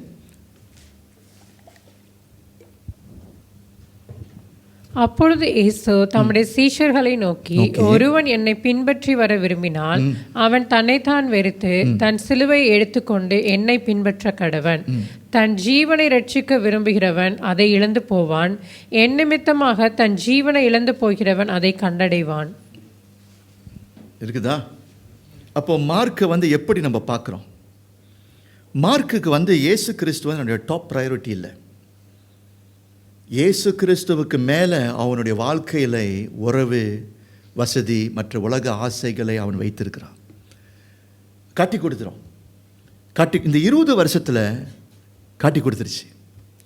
எங்க இயேசுவை நீங்க வச்சிருக்கிறீங்க, எங்க நீங்க உலகத்தை நீங்க வச்சிருக்கிறீங்கன்னு சொல்லிட்டு காட்டி கொடுத்துருவோம். அது நீங்க யோகேஷை நீங்க எடுத்துங்க. 20 வருஷம் நம்ம சபையில் இருக்கிறாரு. சில நேரத்தில் அவர் குறித்து பேசும்போது உங்களுக்கு கோபம் வரும், ரைட்? கோபம் வரும், ரைட்? எவ்வளவு திட்டு வாங்கியிருக்கிறாரு, எவ்வளவு இயேசு வாங்கியிருக்கிறாரு, எல்லாம் நடந்திருக்குது. Because this is part of life. ஏன் ஊழியத்தை விட்டுட்டு போக முடியல? நான் விசுவாசிக்கிறேன், பாஸ்டரை விட, சபையை விட, குடும்பத்தை விட, எல்லா காரியத்தை விட இயேசுவை வைக்க வேண்டிய இடத்தில் வைத்தபடி நான் நத்திங் கேன் டிஸ்டர்ப் ஹிம். காட்டி கொடுத்துரும். ஊழியத்திலிருந்து ஓடி போகிறவர்களுடைய புத்தி, அவருடைய இருதயம் எப்படியாக இருக்கிறது என்று சொல்லி பின்மாற்றம் அடையும் பொழுது காட்டி கொடுத்துரும். இயேசு எங்கே இருக்கிறார், உலக காரியம் எங்கே இருக்குது, உலக உறவுகள் எங்கே இருக்குது என்று சொல்லி காட்டி கொடுத்துரும். ரைட்? நான் எத்தனை பேர் இந்த ஜேம் மினிஸ்ட்ரி இந்தியாவில் வந்து ஒரு பாஸ்டர் இருக்கிறாரு, நல்ல ஒரு சகோதரனா. அவருடைய பேர் வந்து இந்த missionary he van to Bihar, சரிம்மா, பீகாரில் ஊழியம் செஞ்சார். அவருடைய சாட்சியை நான் கேட்டேன், நல்லா கவனிங்க. பீகாருக்கு போயிட்டார், குடும்பத்தெல்லாம் விட்டுட்டு பீகாருக்கு போயிட்டார். அகஸ்டின் ஜெயக்குமார் ஒரு சாட்சியை நான் கேட்டேன். அவர் பீகாரில் ஊழியம் பண்ணி கொண்டு இருக்கும் பொழுது வீட்டிலிருந்து செய்தி வருது, பிள்ளை செத்து போயிட்டான்னு சொல்லிட்டு. பிள்ளை செத்துருச்சு, குழந்தை செத்துருச்சு. நம்ம என்ன பண்ணுவோம்? ஊழியம் பண்ணி கொண்டு இருக்கிறாரு, சரியா, ஜனங்கள் மத்தியில், சரியா, பெரிய பொறுப்பில் இருக்கிறாரு, கர்த்தர் ஊழியத்துக்கு பணிக்கு அனுப்பியிருக்கிறான்னு சொல்லிட்டு செய்தி வருது, ஊரில் பிள்ளை செத்து போயிடுச்சுன்னு சொல்லிட்டு. தாய் மெசேஜ் அனுப்புகிறாங்க, உன் பிள்ளை செத்துருச்சுன்னு, வீட்டுக்கு வந்து பாருன்னு சொல்லிட்டு. ஆள் அனுப்பி என்ன சொன்னார்? அம்மா, இந்த மாதிரி சிக்கலில் இருக்கிறேன், ஊழியத்தின் மத்தியில் இருக்கிறேன், என்னை மன்னிச்சிருங்க, நல்ல அடக்கம் பண்ணுங்க, குழந்தைய நான் பார்க்க முடியாதுன்னு சொல்லி அவர் என்ன பண்ணுகிறார்? ஊழிய நிமித்தம், கர்த்தர் நிமித்தம், சரியா, சொந்த மகனை அடக்கம் பண்ண வர முடியலன்னு சொல்லிட்டு அம்மாவுக்கு ஒரு மெசேஜ் அவர் அனுப்பினாராம். எப்படி இருக்கும்? நல்ல கவனிங்க, தவறாக நீங்கள் நினைக்கக்கூடாது. பொறுப்பில்லாத அப்பா அப்படி நம்ம பார்க்கலாம், அதை சொல்ல வரல. நான் என்ன சொல்ல வரேன்னா, கர்த்தர் சொல்லும் பொழுது, கர்த்தருடைய ஊழியன்னு சொல்லும் பொழுது உறவை விட பெரிதாக அவருக்கு இருந்துச்சு. இன்றைக்கி எத்தனை பேர் அந்த நிலைமைக்குள்ளாக இருக்கிறோம்? நம்ம சபையில் அப்படி போன்றவர்களை எண்ணி நான் பார்க்கலாம். நான் ஆபத்து நான் சொல்ல வரேன். நான் அந்த நிலைமைக்குள் நீங்கள் வரலை, மார்க்கை போல பேர்கால நீங்கள் என்ன பண்ணிடுவீங்க? பின்மாற்றம் நீங்கள் அடைஞ்சிருவீங்க. இன்றைக்கு எங்கே உங்களுடைய உறவு இருக்குது? உங்களுடைய ஆசைகள் எங்கே இருக்கிறது? உங்களுடைய ஆசைகள் எங்கே இருக்கிறது? கொஞ்சம் நல்லா யோசனை பண்ணி பாருங்கள். கடைசியாக நம்ம பார்க்க போகிறது, firstly immature, secondly Mark is not fully tied to self. மூன்றாவது நான் சொல்கிறேன், இதுதான் முக்கியமான ஒரு காரியம். Paul served the Lord with deep sense of gratitude. Ministry was joyful for him. But மார்க்குக்கு அந்த சிந்தை வரல. அப்படின்னா என்ன அர்த்தம்? பவுலுடைய ஊக்கம் எப்படி வந்துச்சு? ஏன் பவுலுக்கு அந்த ஊக்கம் இருந்துச்சு? அந்த அடிப்படையான நோக்கம் என்னது? எந்த நோக்கத்திலே இந்த பவுல் என்ன செய்கிறார்? பாடுகள் மத்தியிலே, கஷ்டத்தின் மத்தியிலே, நஷ்டத்தின் மத்தியிலே உயிரே போகுது. அந்த நிலைமையிலையும் தொடர்ந்து ஓடி போகிறாரு. பவுலுடைய ஊக்கம் என்னது? What motivated him? He was possessed with something. What was then? சுவிசேஷ பாரம் ஒன்று. அதற்கு மேலே நான் சொல்கிறேன், சுவிசேஷத்தை பாரத்தை விட இன்னொரு முக்கியமான ஒரு காரியம். பவுல் சொல்கிறாரு, நான் துரோகியாக இருந்தேன், நான் பாவியாக இருந்தேன், என்னை ரட்சித்தார் ஆண்டவர். நோ, உங்களுடைய பாயிண்ட் அங்கே கனெக்ட் பண்ணல. உங்கள் மினிஸ்ட்ரி டிசாஸ்டரஸ், ஊழியம் பாரம் கூட இல்லை. அவர் என்ன சொல்கிறாரு?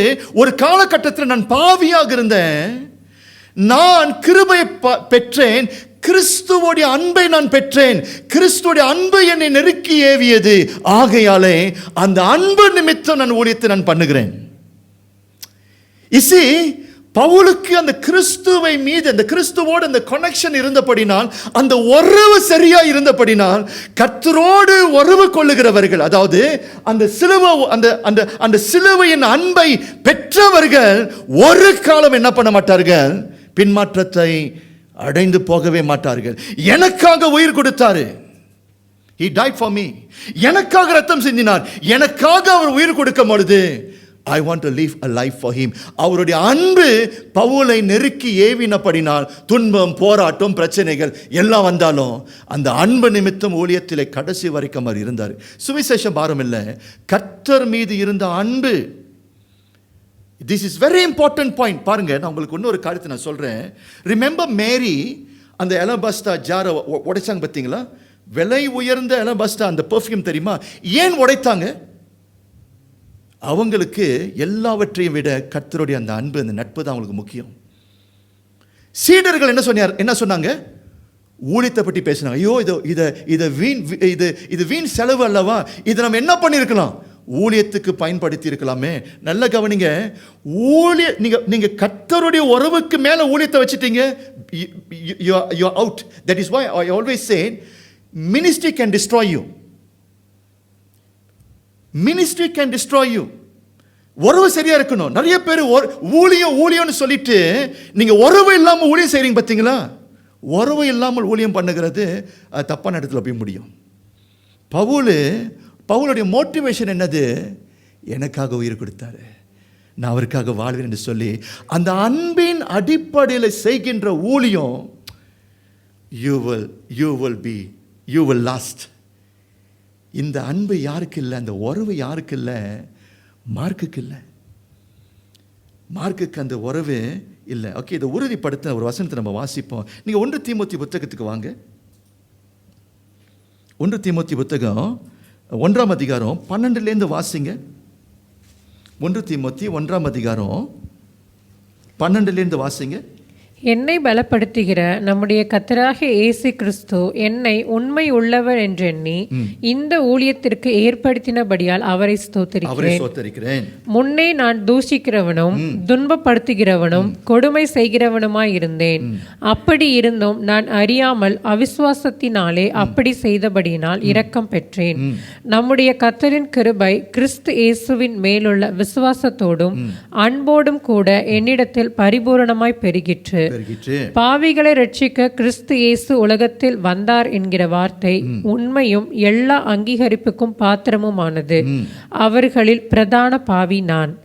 அப்படி இருந்தோம் நித்திய ஜீவனை அடையும்படி இனிமேல் இயேசு கிறிஸ்துவின் இடத்தில் விசுவாசமாய் இருப்பவர்களுக்கு திருஷ்டாந்தம் உண்டாகும் பொருட்டு பிரதான பாவியாக என்னிடத்தில் அவர் எல்லா நீடிய பொறுமையும் காண்பிக்கும்படிக்கு இரக்கம் பெற்றேன். பாருங்க, அவன் என்ன சொல்றாரு? இரக்கத்தை பெற்றேன்னு சொல்லுகிறார். இன்னைக்கு நான் சொல்றேன், அந்த கர்த்தரோடு அந்த அவருடைய அன்பை நம்ம பார்க்கலன்னா நீங்க ஊழியம் செய்ய முடியாது. இன்னைக்கு ஏன் நம்ம சோம்பேறியா இருக்கிறோம்? ஏன் நம்மளுடைய வாழ்க்கையில் நீங்கள் பாருங்கள், ஊழியன்னு வந்துருச்சுன்னா கர்த்தருடைய சபை சொல்லும் பொழுது ஏன் நம்ம லைக் வெதுப்பாக இருக்கிறோம்? அந்த அன்பு அங்கே இல்லை, உங்களுக்கு தெரியல. நீங்கள் ரட்சிக்கப்பட்ட ஒரு பாவி என்று சொல்லி நீங்கள் உணரல. பாதாளத்துக்கு போக வேண்டிய தேவன் தன்னுடைய ஒரே பேரான குமாரனை உலகத்துக்கு அனுப்பினார், எனக்காக உயிர் கொடுத்தாரு பார்த்தீங்களா? அதை நீங்கள் ருசிக்கல. அதை நீங்கள் ருசிச்சிருந்தீங்கன்னா ஒருபோதும் நீங்கள் மார்க்கை போல பாதியில் நம்ம என்ன செய்ய மாட்டோம்? பின்மாற்றம் அடையவே மாட்டோம். இன்னைக்கு morning was just sending one message to Rachel. Remember the prodigal son? இதை சொல்லி நான் முடிக்கிறேன். Very interesting. இந்த கெட்ட குமாரன் கதை மெயின் ஸ்டோரி என்னது? சண்டே ஸ்கூலில் என்ன படித்து கொடுப்போம்? ரெண்டு சகோதரனா, மூத்த சகோதரன், இள சகோதரன். யாரை குறித்து ரொம்ப பேசுவோம் நம்ம? 2வது சகோதரன் தானே. ஆனால் ஒன்று சொல்கிறேன், கெட்ட குமாரன் கதை it is not about the younger son. நான் இன்றைக்கி சொல்லிடுறேன் சர்ச்சுக்கு, என்ன பாசடி சொல்லி கொடுத்ததே இல்லைன்னு. நான் ஏற்கனவே இதை பேசியிருக்கிறேன். நான் கெட்ட குமாரன் கதை 2வது சகோதரனை குறித்து நமக்கு எழுதி கொடுக்கல. கெட்ட குமாரனுடைய கதை யாரை குறித்து எழுதியிருக்கிறது?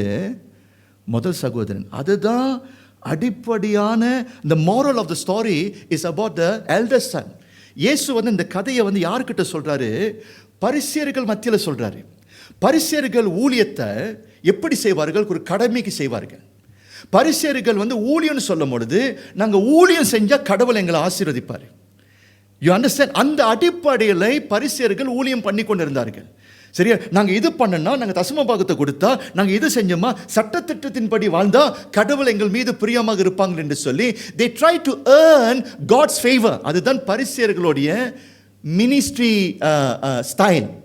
அப்போ இயேசு என்ன பண்றாரு, இந்த கெட்ட குமாரன் வீட்டுக்கு திரும்பும் பொழுது யார் வீட்டில் இருக்கிறான்? யாருக்கு கடுப்பு வந்துச்சு? என்ன சொன்னாவன் அப்பாவை பார்த்து, எத்தனை வருஷமாய் உங்களுக்காக நான் பணி செஞ்ச, உங்களுக்காக வேலை பண்ணினேன். ஐயா நான் சொல்கிறேன், அவங்க அப்பாவை சரியாக அவனால் பார்க்க தெரியல. பார்த்தீங்களா ஐயா, என்னுடைய அப்பாவுக்கு நான் பணி செய்ய தேவையில்லை. I don't need serve, you know. If I'm a slave, I need to serve. ஆனால் எங்கள் அப்பான்னு சொல்லும் பொழுது உறவின் அடிப்படையில் நான் என்ன பண்ண தேவையில்லை, அந்த ஒரு கூலிக்காரனாக நான் செயல்பட தேவையில்லை. ஆனால் இவன் இத்தனை நாள் அப்பாவோடு உறவு இல்லாமல் எப்படியாக அவன் வாழ்ந்திருக்கிறான்? ஒரு கூலிக்காரனாக வாழ்ந்து கொண்டு இருக்கிறான். அப்படின்னா என்ன அர்த்தம்? கூலிக்காரன் சொல்லும் பொழுது வேலை செஞ்சு ஏதாவது சம்பாதிக்கணும். வேலை செஞ்சால் அப்பா இடத்துலேருந்து தயவு பெற்றுக்கொள்ளணும். அப்பா சொல்கிறாரு, டே என்கிட்ட இருக்கிறதெல்லாம் உனக்கு தாண்டா, என்கிட்ட இருக்கிறதெல்லாம் உனக்கு தாண்டா, டே நான் உனக்கு சொந்தண்டா, டே அந்த உறவின் அடிப்படையில் நீ வாழ்ந்திருக்கணும். நான் உன்னுடைய அப்பாடா, உறவின் அடிப்படையில் வாழ்ந்திருக்கணும். ஆனால் இத்தனை நாள் நீ என் கூட எப்படி நீ வளர்ந்துருக்கிற? நான் உன்னுடைய எஜமான், நீ என்னுடைய ஒரு கூலிக்காரனாக நீ வாழ்ந்திருக்கிறிய ஆசீர்வாதத்தை நீ இழந்துட்டடா. இன்னைக்கு எத்தனை பேர் சபையில் எப்படி ஊழியம் பண்ணுறீங்க? உறவு இல்லாமல் ஊழியம் பண்ணுறீங்க. பார்த்தீங்களா? அது ஊழியமே இல்லை. உறவு இல்லாமல் ஊழியம் பண்ணினீங்க, ஊழியம் இல்லை. அப்படி போன்றவர்கள் பாதியில் தெரிச்சிருவீங்க. Because you will get very disappointed sometimes, because your reason for serving is wrong. Your reason for serving is wrong. நான் இவ்வளோ செஞ்சிருக்கிறேன், எனக்கு ஒன்றுமே கிடைக்கலையே. ஐயா, பவுலுக்கு என்ன கிடைச்சிச்சு? பவுலுக்கு என்ன கிடைச்சிச்சு? ஊழியத்தில் துப்பு வாங்கினா, போராட்டத்தை சந்திச்சா, நோய் வந்துச்சு. என்றைக்காவது ஒரு கேள்வி கேட்டிருக்கிறானா, இவ்வளோ செஞ்சிருக்கிற ஆண்டவரே எனக்கு என்ன கிடைச்சிச்சுன்னு சொல்லி கேட்டிருக்கிறானா? ஏன் சொல்லலைன்னா, டே துரோகியா இருந்த என்னை அவர் என்னை ரட்சித்திருக்கிறாரு, என்னுடைய பரலோக பிதாவுக்காகவே நான் உயிரே கொடுப்பேன் என்று சொல்லி அந்த உறவு சரியா இருந்தபடினால் சோர்ந்து போகவே இல்லை. கவனிக்கிறோம். நீங்க you really got to study on this thing. இந்த இடத்துல நான் நினைக்கிற நம்ம மிஸ்டேக் பண்ணிக்கிட்டு இருக்கிறோம். ஆத்மா பாரத்துக்காக நீ ஊழியம் பண்ணுனீங்க, you will die halfway. உறவின் அடிப்படையில் நம்ம ஊழியம் பண்ணணும். சரியா? அந்த உறவு உங்களோடு இருந்துச்சு, உழுவலானீங்க, சோதனை வரலாம், கஷ்டம் வரலாம். அந்த அன்பு நிமித்தம், சரியா, கிறிஸ்துவின் அன்பு என்னை நெருக்கி ஏவியது சொல்கிறது பார்த்தீங்களா? அதுதான் உங்களுடைய ஊக்கமாக இருக்க வேண்டும். அப்படி நீங்கள் ஊழியம் செய்யுங்க, கர்த்தர் உங்களை ஆசீர்வதிப்பார். ஆமென். நம்ம பரிசோதிப்போம். Let us pray. நம்ம ஜெபிப்போம். Let us pray as a team today. வீட்டில் இருக்கிறவங்க, சபைக்கு வந்தவங்க, நம்ம எல்லாரும் சேர்ந்து நம்ம ஜெபிப்போம். ஆண்டவரே, உம்முடைய அன்பு எங்களை நெருக்கி ஏவ வேண்டும். ஆண்டவரே அப்பா, இன்றைக்கு அந்த அன்பின் அடிப்படையில் நாங்கள் இன்னும் வரவில்லை தகப்பனே. Lord, we have not experienced the love of Christ in our life, Lord. ஆண்டவரே, அந்த அன்பு எங்களுக்குள்ளாக வராத பட்சத்தில் ஆண்டவரே நாங்கள் மற்ற இன்பங்களை நாங்கள் தேடிக்கொண்டு இருக்கிறோம். ஆண்டவரே, கர்த்தரை முதலிடத்தில் எங்களால் வைக்க முடியவில்லை. நீர் எங்களுடைய பொக்கிஷமாய் மாறல தகப்பனே, இன்னும் மாறலப்பா. ஆண்டவரே, நீர் பொக்கிஷமாய் மாறி நீங்க மாறினால் மற்றது எல்லாவற்றையும் நாங்கள் விற்று அந்த பொக்கிஷத்தை நாங்கள் அடைவோம் அப்பா. ஆண்டவரே, உண்மையை விட, கிறிஸ்து பொக்கிஷத்தை விட எங்களுக்கு மற்ற காரியங்கள் பொக்கிஷமாக இருக்கிறபடினால் அந்த அன்பில் நாங்கள் வளர முடியலை அப்பா. இன்றைக்கு சபைக்கு கற்றுக் கொடுங்கப்பா. ஆண்டவரே, இந்த பவுலுடைய இருதயத்தை எங்களுக்கு கொடுங்க. ஒரு காலகட்டத்தில் நாங்கள் பாவிகளாக இருந்தோம். ஒரு காலகட்டத்தில் நான் மகா பாவியாக இருந்தேன். இந்த பாவிக்காக பரலோக பிதா தன்னுடைய ஒரே பேரான குமாரனை உலகத்துக்கு அனுப்பி எனக்காக உயிர் கொடுத்தாரே. அந்த அன்பை பவுல் விளங்கி கொண்டான். அந்த அன்பை பவுல் விளங்கி கொண்டான். ஆண்டவரே, கிறிஸ்துவின் ஸ்தலத்துக்கு இன்றைக்கு இதை சொல்லி கொடுங்க.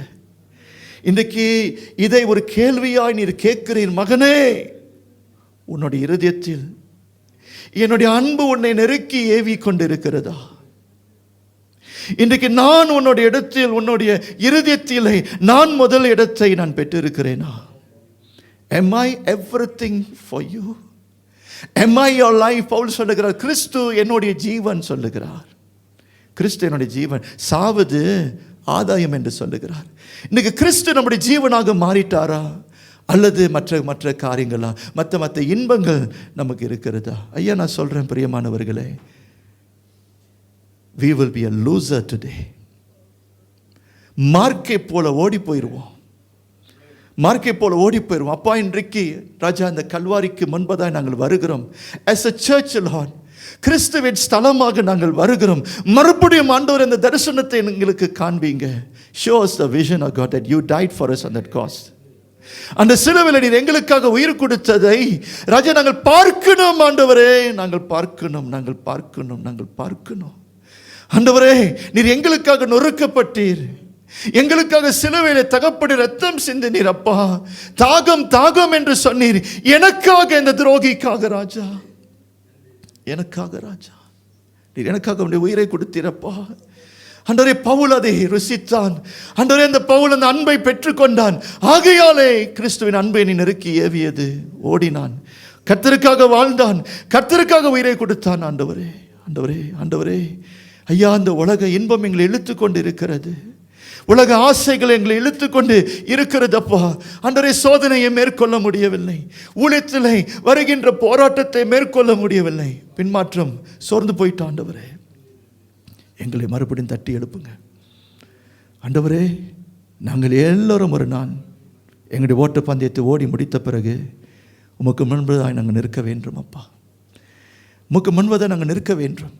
எங்களுக்கு தாளந்தை கொடுத்திருக்கிறீர். 1 தாளந்து, 2 தாளந்து, 5 தாளந்தை எங்களுக்கு ரெஸ்பான்சிபிலிட்டியை கொடுத்திருக்கிறீரப்பா.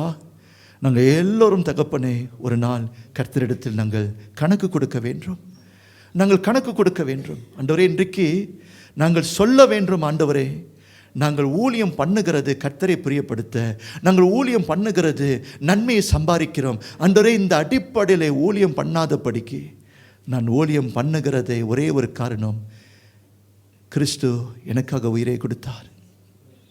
அது எங்களுடைய முக்கியமான காரணமாக இருக்க வேண்டும். அப்பா, அது முக்கியமான ஒரு காரணமாக இருக்க வேண்டும்.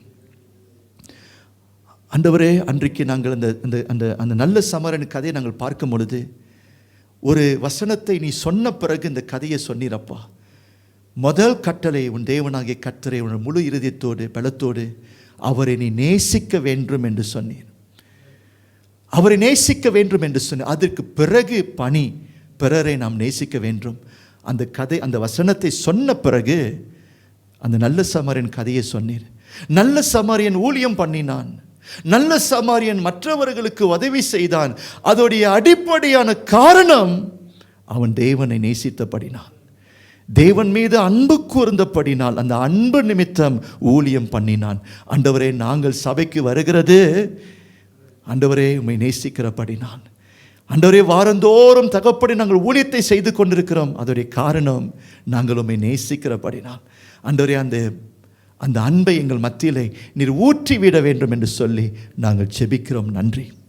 நன்றி ஆண்டவரே. எல்லாம் துதியும் தகப்பனே உமக்கு நாங்கள் உமக்கு நாங்கள் கொடுக்கிறோம். இயேசு கிறிஸ்துவின் நாமத்தினாலே ஜெபிக்கிறோம் ஜீவனுள்ள எங்கள் நல்ல பிதாவே. ஆமேன். Thank you. God bless.